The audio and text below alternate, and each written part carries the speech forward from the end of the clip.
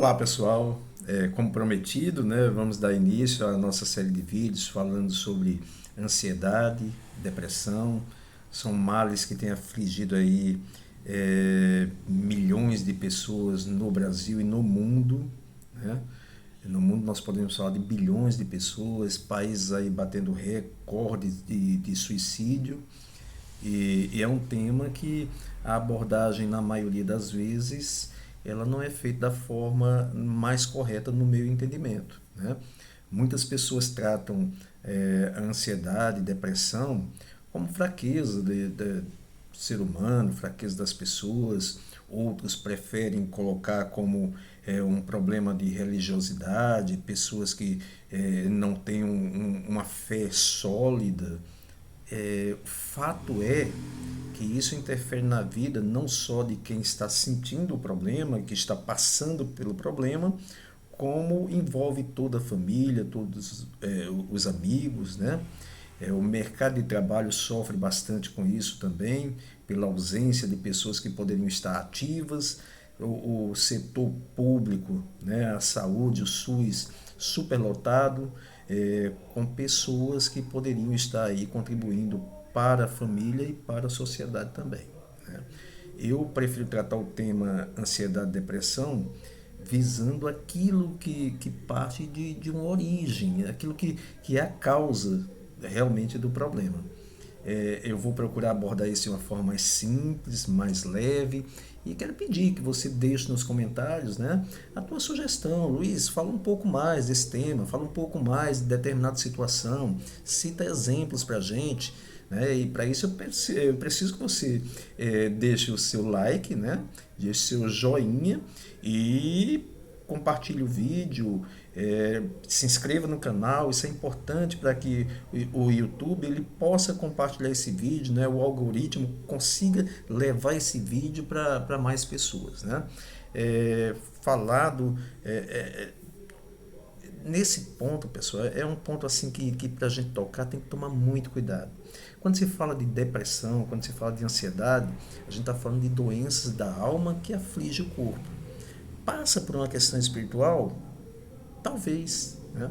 Mas a origem do problema está em algo que é muito pouco abordado. É algo que precisa ser debatido com mais clareza, precisa explicar para as pessoas, né? Eu costumo brincar que hormônio ele não se converte. Não adianta levar uma pessoa com problema hormonal para a igreja, porque não vai converter a pessoa, mas o hormônio ele não se converte, né? E quantas pessoas, mesmo com uma fé sólida, estão dentro da igreja e estão vivendo um problema, né? Então, não é apenas uma questão de fé, não é apenas um problema. Ali a gente pode falar de falta de minerais, falta de vitaminas, de aminoácidos, oligoelementos. Tem uma série de fatores que contribuem. Mas no meu ponto de vista, e eu queria abordar isso com vocês com mais propriedade, dando ênfase a essa questão, nós vamos falar das questões hormonais, né? Nós temos dois hormônios que, eles estando em equilíbrio, a possibilidade da pessoa estar com depressão, ela minimiza muito, ela chega a quase zero, né? Nós temos aí as catecolaminas, né? Eu quero falar um pouco mais sobre a noradrenalina, que é aquele hormônio que provoca raiva, é aquele hormônio que provoca aquela sensação de que você tem que fazer alguma coisa, você se revolta com a situação e, quando em níveis elevados, faz com que você se revolte com pessoas e, no estágio mais avançado, a revolta é com você mesmo. Então, esse hormônio que Deus nos presenteou para que nós tomássemos decisões, para que nós possamos agir, para que resolva os problemas, aquela revolta boa, né? Eu posso, eu consigo, eu sou capaz, eu consigo, eu posso até não conseguir agora, mas eu vou me preparar, eu vou estudar, eu vou conseguir. Esse hormônio em excesso no organismo, ele termina extrapolando e tomando aí uma proporção que pode causar uma patologia, né? A noradrenalina é esse hormônio que eu estou falando. Um outro hormônio é a serotonina, aquele hormônio do prazer. É o hormônio do bem-estar, aquele hormônio que ele tem origem no triptofano, que é um neurotransmissor. Ele vai melhorar a qualidade do sono, vai melhorar o bom humor. É aquele que traz aquela sensação de um sono que relaxa. É um sono que nos repousa, você acorda com aquela sensação boa. A falta desse hormônio, né, ou a má utilização dele, faz com que a pessoa ela tenha aquela sensação de cansaço, de indisposição, e isso não é bom. Né? Mas esse hormônio em excesso leva a pessoa a uma sonolência, ela não consegue agir. Resumindo, a pessoa ou ela está produzindo muita serotonina ou está produzindo muita noradrenalina. E esse desequilíbrio entre esses dois hormônios é o que causa depressão. Né? O tratamento que é realizado hoje pelos profissionais, pelos médicos, né? Normalmente as pessoas são aconselhadas a buscar um psicólogo, contar um pouco sobre suas emoções, sobre a sua vida, e o psicólogo ele vai identificar, olha, isso que você está falando, mas eu não estou conseguindo controlar, eu vou recomendar que você procure um psicanalista, que você procure um psiquiatra, e a pessoa, a partir daí, ela é medicada. A maioria da medicação que é utilizada hoje são remédios à base de dopamina. Né? A dopamina ela vai fazer com que você, de forma química, tá certo? Você tenha essa sensação de prazer. Você vai sentir, olha, eu estou melhor, eu estou me sentindo melhor, mas vai te causar uma dependência do remédio e não vai tratar a causa. Ah, Luiz, mas você acha que não deve usar? Se orientado por um médico, por um curto espaço de tempo, eu acho que é uma ferramenta poderosa. Né? E a pessoa ela deve procurar, deve ser, procurar aquele médico da sua confiança, ouvir 2 ou 3 opiniões, é importante. Afinal de contas, está se falando da vida. Né? Porque a pessoa ela viver sem uma qualidade de vida não é viver, é sobreviver. É o que acontece hoje com a maioria das pessoas que vivem esse processo. Então, o que acontece, Luiz? Eu vou tomar um remédio para depressão, um remédio para ansiedade, e eu tenho aqueles picos de melhora. Mas basta que aconteça alguma coisa e tudo aquilo começa novamente, né? Nós chamamos de gatilho. Vai disparar aquele gatilho e aquelas emoções negativas, elas vêm com força total. Que tal se nós entendêssemos melhor o funcionamento desses dois hormônios, como equilibrar, tá certo? Para que, em vez de ficar dependendo de uma medicação, o nosso corpo ele tivesse as condições necessárias para se recuperar e para manter esses dois hormônios em equilíbrio, evitando assim, prevenindo e até tratando a depressão. Interessante, né, pessoal? Essa é a proposta do nosso canal, levar um entendimento melhor para as pessoas, para que elas possam tomar uma decisão. Ah, Luiz, eu prefiro me tratar com um psiquiatra. Ótimo, são profissionais treinados e capacitados para isso. Luiz, eu tenho resultado, eu estou com um psicólogo, uma psicóloga que está fazendo um bom acompanhamento e eu estou tendo resultado. Perfeito. Né? Eu costumo falar que o tratamento bom é o tratamento que funciona. E se você está satisfeito, parabéns, sucesso. Agora, se você quer entender um pouco mais do assunto e você quer ajudar pessoas do teu ciclo de amizade, pessoas da tua família, por que não? Né? Usar aí mais uns 5, 7, 12 minutos do teu tempo e descobrir o que realmente acontece, o que gera esse sentimento depressivo e como a pessoa ela pode contribuir para a sua própria melhora. Porque saúde, pessoal, é uma responsabilidade pessoal. É algo que compete a cada pessoa.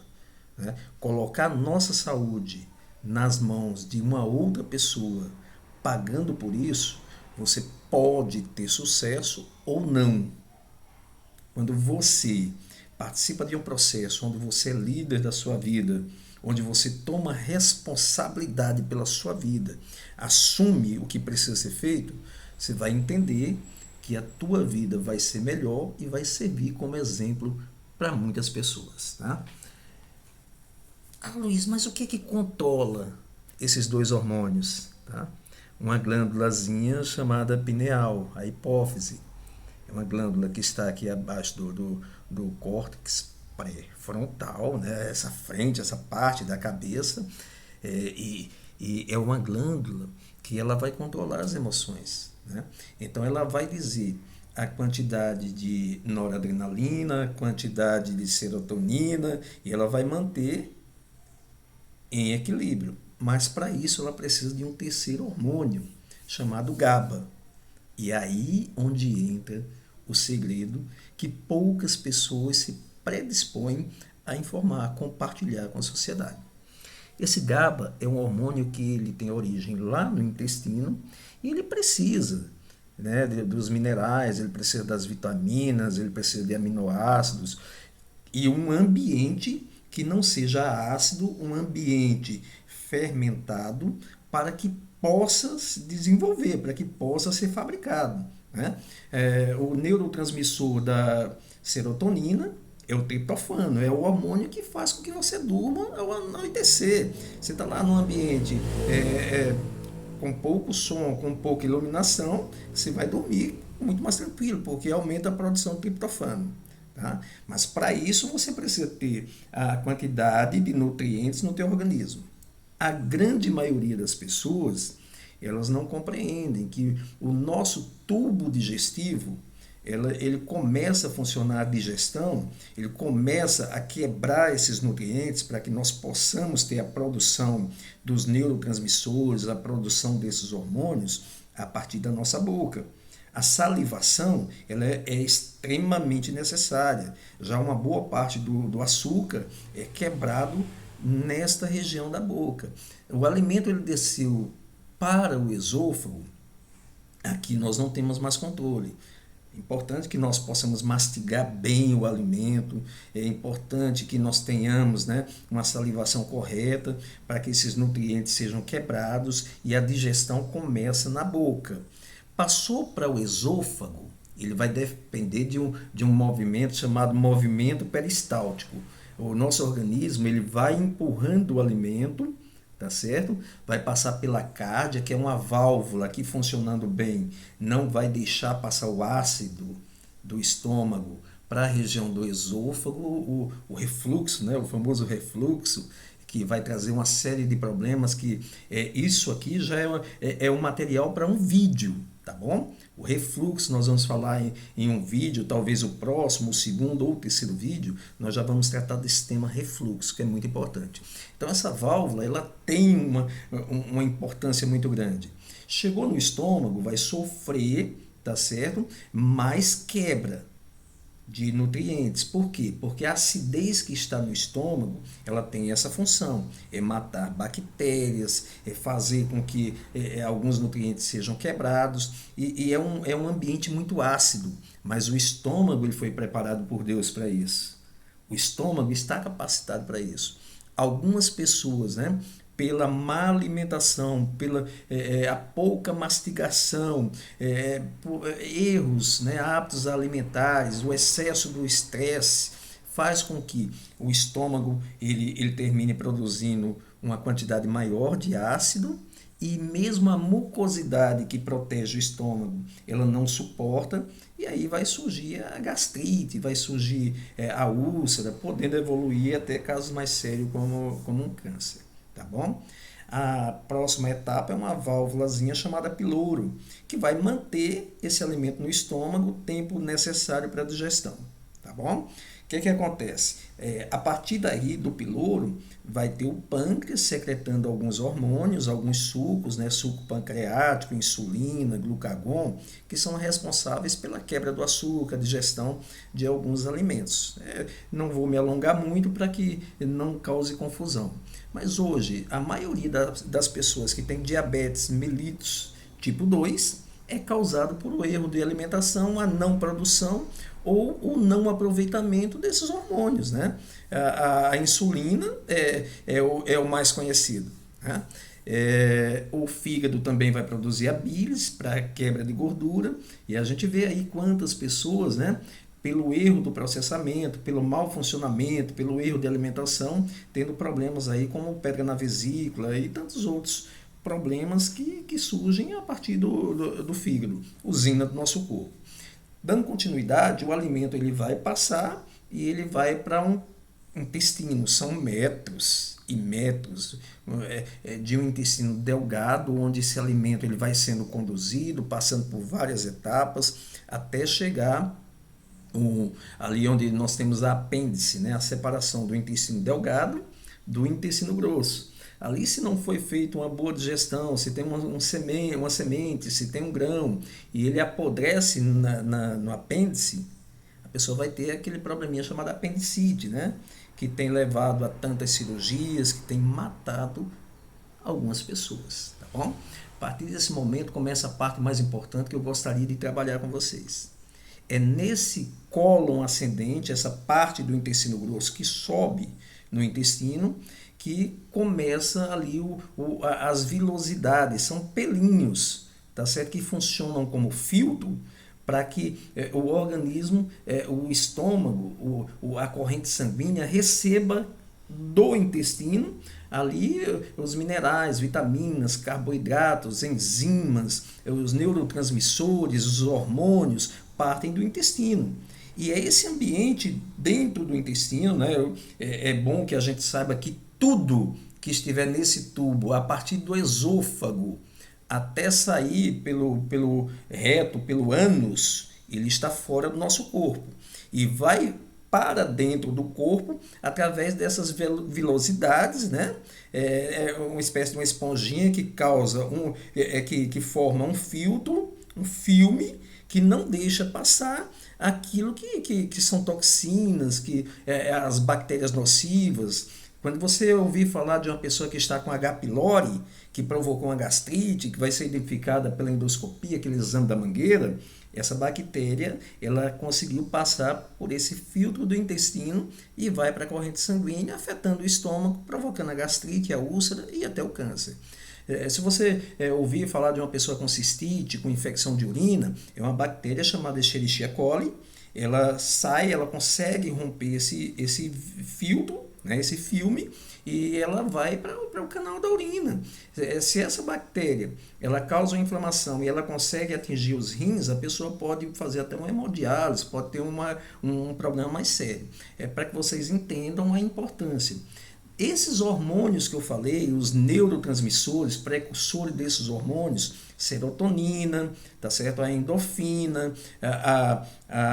as catecolaminas, né? Noradrenalina, tudo isso que precisa estar em equilíbrio depende de um terceiro hormônio chamado GABA, que ele é produzido no interior do intestino e ele vai para a corrente sanguínea, chegando à hipófise por um outro filtro chamado nervo vago, que vai selecionar o que entra e o que não entra, e a falta de alguns nutrientes vão fazer com que esse desequilíbrio leve a pessoa a uma vida pautada pela ansiedade, pautada pela depressão, uma pessoa desanimada, uma pessoa enfesada. Vocês já ouviram falar pessoas enfesadas? Né? Vem de fezes. É exatamente isso que nós vamos trabalhar no canal. Então, se você consegue os nutrientes certos e o principal, fazer com que o teu corpo ele absorva os nutrientes.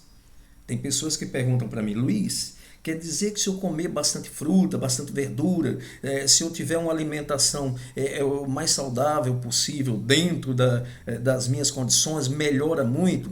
Eu conheço pessoas que têm uma vida toda, pessoas veganas, pessoas que não consomem glúten, que evitam a lactose e que têm todos os problemas que eu estou falando para vocês.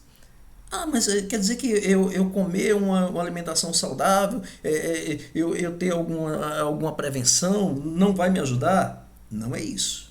Essa é uma parte importante e que deve ser feita. O que precisa se levar em conta, pessoal, é que não adianta nada você comer uma alimentação saudável, você ter cuidado com a forma e a quantidade da água que você toma, se você tiver uma vida pautada pelo estresse e principalmente o teu sistema digestório não estiver conseguindo absorver os nutrientes. Vai entrar pela boca, vai sair pelo ânus, sem que vá para a tua corrente sanguínea. E na maioria das vezes, né, a falta desses nutrientes vão romper esse filtro no intestino, esse filme, e que vai agravar os teus problemas. Quando você ouve falar de inflamação no corpo, essa é a principal causa. Tá bom? É um vídeo que eu não quero deixar mais longo, é só uma introdução do que nós vamos ter aqui no canal. Eu prometi para vocês que 2 a 3 vezes por semana iria tratar do tema, tá certo? Importante saber que se nós não tivermos condições, ô Luiz, mas o que é que faz com que o intestino ele produza isso, ele cuide disso? Fica atento, tá bom? Nós vamos já no próximo vídeo falar para você como que você vai modular o teu intestino, como que você vai ajudar, tá certo? O teu intestino a criar um ambiente saudável para que esse filtro, esse filme, ele seja restabelecido, trazendo aí benefícios para a tua saúde e na maioria das vezes, tá bom? Um alívio para esse problema tão grave da ansiedade e da depressão.